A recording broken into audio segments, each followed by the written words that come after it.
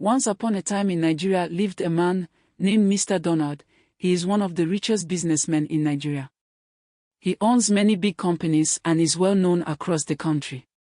His businesses include real estate, transportation, and manufacturing. He also imports goods from Turkey, the USA, and Canada. Many shop owners and companies buy products from him because they trust the quality of his goods. Because of his success, Mr. Donald has won many awards. Business organizations and even the government have recognized him as one of the most hardworking and influential businessmen in Nigeria. He has received awards for being a great employer as he provides jobs for thousands of people. He has also won awards for supporting young entrepreneurs and helping small businesses grow. Mr. Donald is not only respected in business but also among politicians and other rich businessmen. He has strong connections with governors, senators, and even top government officials. Sometimes, he attends important meetings with them to discuss business opportunities that will help the country's economy. He is also friends with other wealthy businessmen in Nigeria and abroad. They often meet at big events or travel together for business deals. Despite his busy schedule, Mr. Donald never forgets his family. He is married to a wonderful woman named Presh. Presh is a humble and devoted Christian. She prays for her husband and children every day and teaches them to be kind and respectful. She is known for her peaceful nature and always makes sure there is love in the family. Together, Mr. Donald and Presh have 5 children. Their only daughter, Jane, is a bright girl. Since she is the only girl in the family, her parents and brothers loves her much. Jane became lazy because she is the only girl in the family. The 4 boys in the family are energetic and smart. They love playing football, riding bicycles, and sometimes visiting their father's companies to watch how business is done. Mr. Donald always tells them, hard work and honesty will make you successful. He teaches them the value of discipline and responsibility so they can grow up to be great leaders. The Donald family lives in a big, beautiful mansion in Lagos. Their home has many rooms, a large swimming pool, and a garden where they relax in the evening. They eat together as a family, pray together, and go on vacations to different countries. Even though they are rich, Presh makes sure the children remain humble and respectful to others. Mr. Donald is a man who has built a great name for himself. He is successful, respected, and surrounded by love. He continues to inspire many young Nigerians who dream of becoming wealthy and powerful like him one day. Jane was the only daughter of Mr. Donald, and as she grew older, her father's love for her became stronger. He always said, "Jane is my princess, and she deserves the best in life." He gave her everything she wanted, even when it was not necessary. Unlike her brothers, who had to work hard to earn rewards, Jane got whatever she asked for without question. At first, Jane was a sweet and respectful girl, but as time passed, she started to change. She began to see herself as special and more important than others.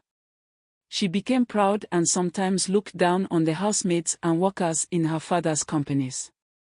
She would talk to them rudely and demand things as if she was a queen. One day, when it was time for Jane to go to the university, she told her father, "Daddy, I want to attend the most expensive university in Nigeria. I also want my own private driver and 2 special cars that will take me to school every day." Her father smiled and said, "Anything for my princess. You will have it all." But Presh, her mother, was not happy with this request. She shook her head and said, "Donald, this is too much. Jane is still young. She should learn how to live a simple life and respect others. Giving her all these things will spoil her."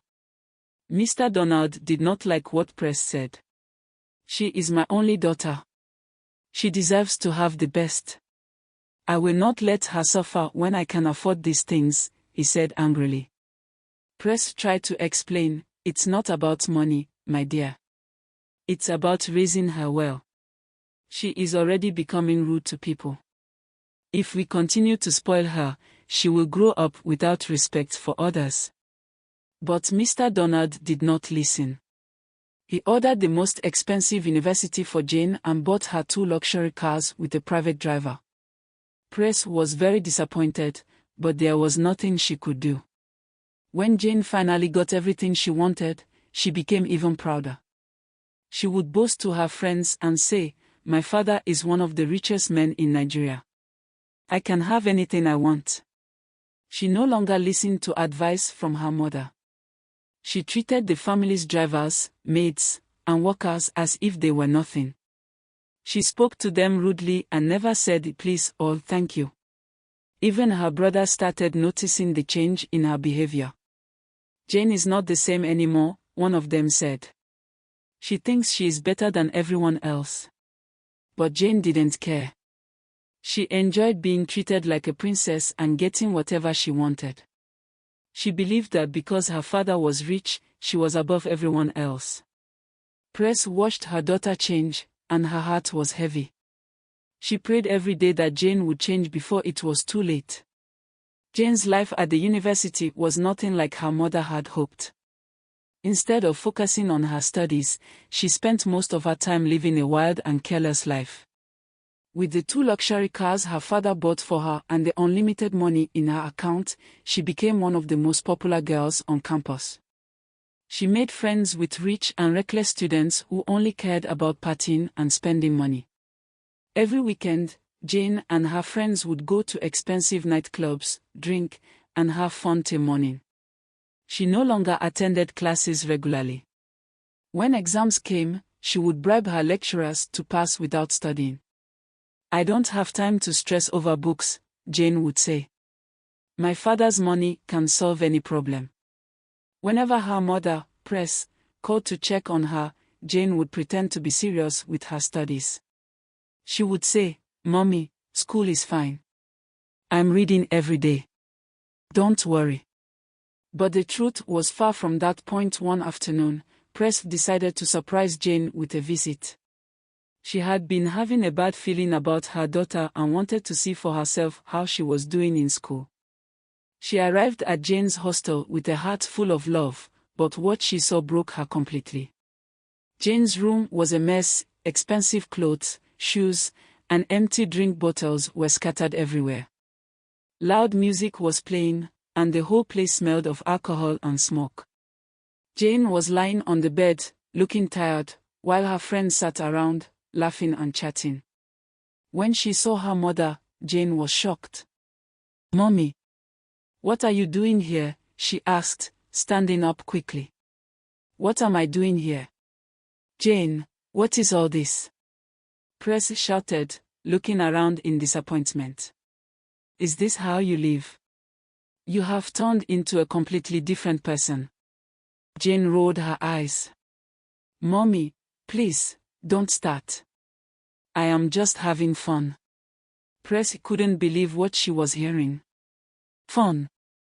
This is not fun, Jane. You are wasting your life. Do you even go to class?" Jane smirked. "Mommy, don't worry. I know how to handle things.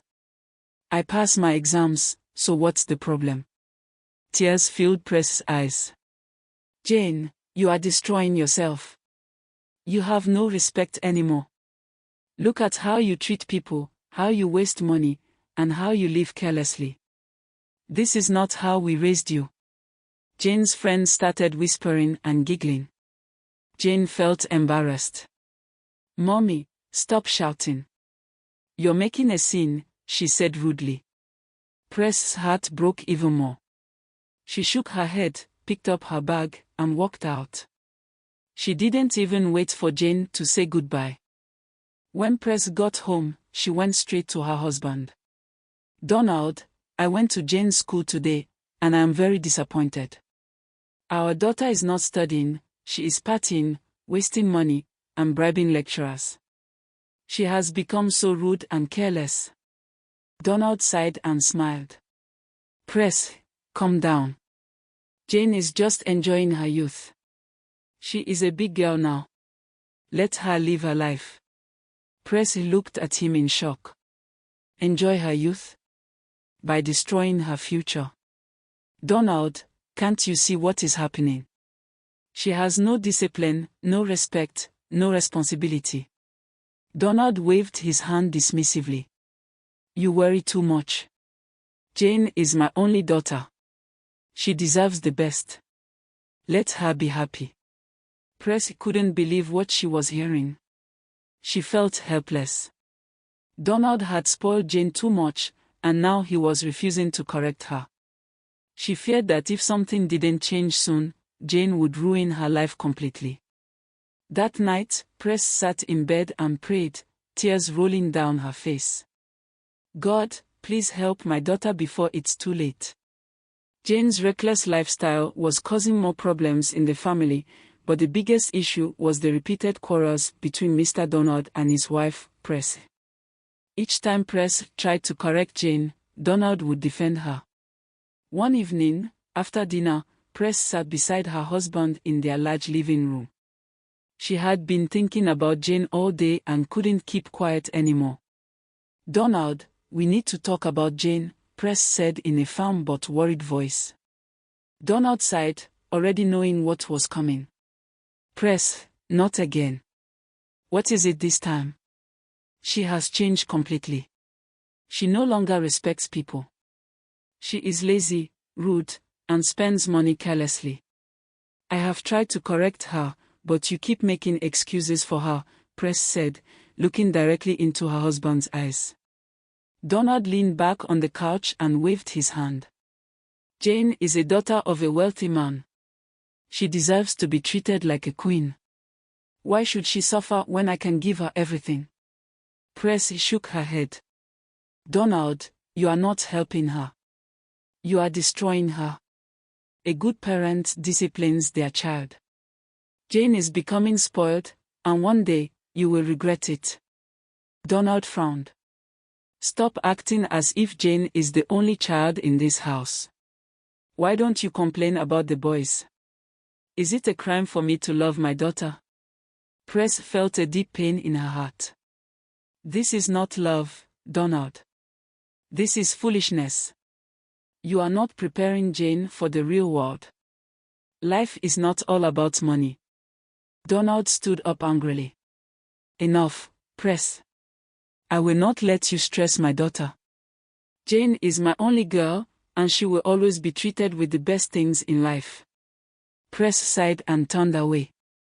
She knew there was no way to make her husband listen. A few weeks later, Jane came home for the holidays. The whole house was excited to see her, but trouble started just a few days after her arrival. Jane had become extremely lazy. She refused to do any house chores. She didn't cook, she didn't sweep, she didn't mop, and she even left her dirty clothes, including her underwear, for the maids to wash. Why should I stress myself when we have workers? She would say proudly. One afternoon, Jane was sitting in the living room scrolling through her phone when one of the maids accidentally dropped a cup of juice on the floor. Jane jumped up and screamed, "Are you blind? How dare you mess up this place? Clean it up immediately, you fool." Her elder brother, Michael, who was sitting nearby, frowned. "Jane, why are you talking like that?" he asked. Jane rolled her eyes. "Mind your business, Michael." Michael stood up. "No, Jane. This is wrong. These maids are humans, not animals. You have no right to insult them." Jane scoffed. "You're defending a maid. Wow, Michael, I didn't know you liked poor people so much." Michael's anger boiled. "Jane, you have changed. Look at you. You don't do anything in this house. You don't cook, you don't clean, you don't even wash your own panties. What kind of woman are you becoming?" Jane's face burned with anger. "How dare you talk to me like that? Do you know who I am? I am the daughter of a billionaire." Michael laughed bitterly. "Daughter of a billionaire? And so what? Is that why you should be lazy and disrespectful? You are a disgrace, Jane." That was it. Jane exploded in rage. She grabbed the pillow from the couch and threw it at Michael. "You're just jealous because Daddy loves me more than you," she shouted. Michael shook his head. "I pity you, Jane." He turned and walked away. Later that evening, Presh called Jane to the dining room. She had had enough of Jane's bad behavior. "Jane, sit down," Presh said sternly. Jane rolled her eyes but obeyed. "You are no longer a child, Jane. You are turning into a woman, but what kind of woman do you want to be? A proud and lazy woman who looks down on people?" Jane sighed. "Mommy, please, I don't have time for this." Presh frowned. "You better have time. You are embarrassing this family. Do you know how many people complain about your attitude? Even your own brothers are ashamed of you. What kind of wife or mother will you become in the future if you don't change?" Jane crossed her arms. "Mommy, stop stressing me. I am rich. My husband will provide maids for me, so why should I learn how to cook and clean?" Presh gasped. "Is this what you have become? Jane, I am ashamed of you." Just then, Donald entered the room. He had heard everything. "Enough, Presh," he shouted. "Leave my daughter alone." Presh turned to him with frustration. "Donald, listen to what your daughter is saying. She refuses to learn anything. She is rude and lazy. She needs to be corrected before it's too late." But Donald shook his head. "Jane is my princess. She doesn't need to suffer. Let her enjoy her life." Presh could not believe her ears. "Donald, you are blind. You don't see what is happening. You are turning Jane into a spoiled, useless woman." Donald stepped forward and held Jane's hand. "Jane is a billionaire's daughter. She will always be treated like royalty. Stop forcing her to do things poor people do." Jane smirked, feeling victorious. She knew her father would always defend her. Presh looked at both of them and felt like crying. She knew that if nothing changed, Jane would bring shame to the family one day. But as long as Donald kept defending her, there was nothing she could do. She silently prayed, "God, open my husband's eyes before it's too late." Jane finally completed her university education, but not because of hard work or dedication. Throughout her time in school, she had skipped classes, bribed lecturers, and spent most of her time partying. When it was time for graduation, she wanted to leave the university with a big name. "Daddy," she said one evening over the phone, "I don't want to graduate like an ordinary student. I want to be recognized as one of the best graduating students." Donald laughed. "That is easy, my princess. How much do they need?" Jane smiled. She knew her father would never say no. With a huge amount of money secretly sent to the school officials, Jane's name was included on the list of best graduating students. On the day of the ceremony, she walked up the stage in a designer gown, wearing a proud smile as she received her fake award. People clapped, but many knew the truth. Some students whispered, "She didn't even attend classes. Everyone knows her father paid for this." But Jane didn't care. In her mind, she had won. That night, Jane hosted a grand after-graduation party at one of the biggest nightclubs in town. She invited musicians, social media influencers, and other rich kids from school. The club was filled with loud music, expensive drinks, and wild dancing. Jane, wearing a short glittering dress, stood on the VIP section and raised her glass. "To success and wealth," she shouted, and everyone cheered. Presh had begged her not to throw such a wild party, but Jane didn't listen. "Mommy, stop acting like an old woman. I need to celebrate my achievements," she had said. When pictures of the party flooded social media, Michael and his brothers felt ashamed. "This is who Daddy is trusting to run a company," Michael muttered in disappointment. After graduation, Jane moved back home, but instead of finding something meaningful to do with her life, she became lazier than ever. She spent her entire day on social media, making TikTok videos, chatting, laughing loudly at her phone, and eating expensive food. She refused to do any house chores and treated the maids like slaves. Presh was completely fed up. "Jane, you are a grown woman now. You should learn how to do things for yourself." Jane rolled her eyes. "Mommy, why should I stress myself? I am rich. Rich people don't struggle." Donald, as usual, defended her. "Presh, leave her alone. She just graduated. Let her rest." Presh sighed.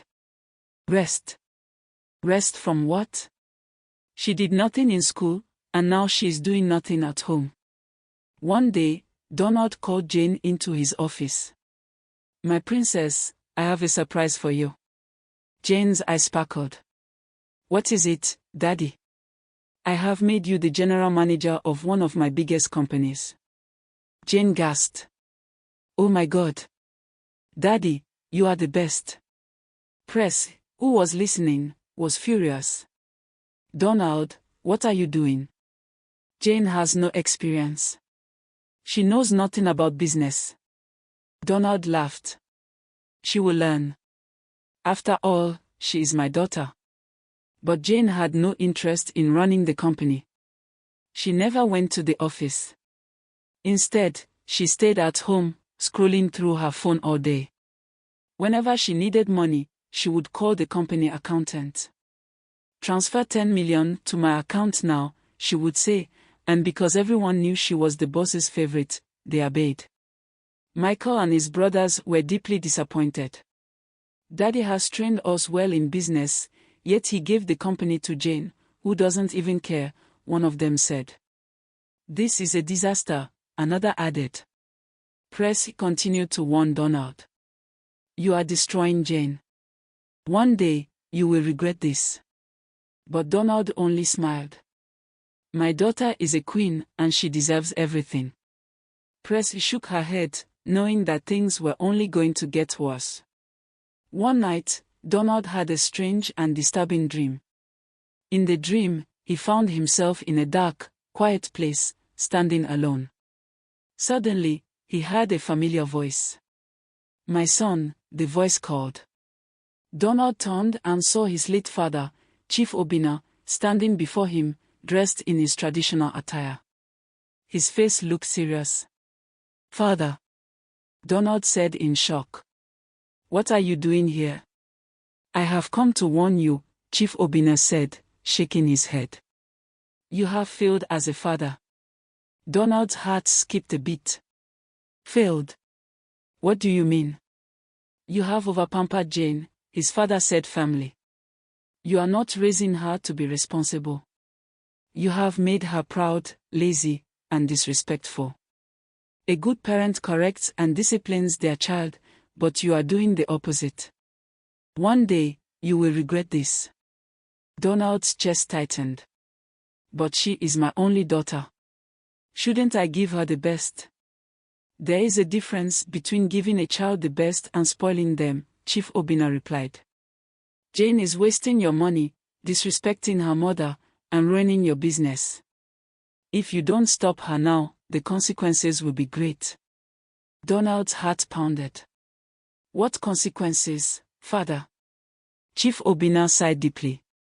"A careless parent will live to see their own child destroy everything they worked for. Be wise, my son." Before Donald could say another word, he woke up sweating. The next morning, Donald told Presh about his dream. "My late father came to warn me about Jane," he said, rubbing his forehead. Presh's eyes widened. "Finally. God is opening your eyes. Donald, take this seriously. Your father is right.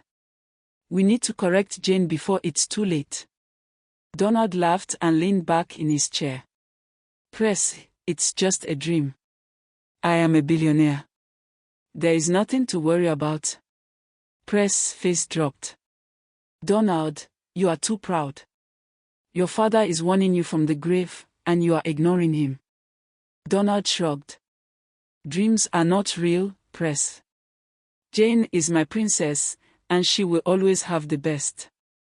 Presh sighed in disappointment. One day, you will understand, but I pray it won't be too late. That same night, Jane felt bored at home. She missed the excitement of partying with her friends. I can't stay in this boring house, she muttered as she picked up her phone and called her friends. Let's go clubbing, she told them. I'll pay for everything. But there was a problem. Her mother had warned the security guards not to let her leave the house late at night. Jane smirked.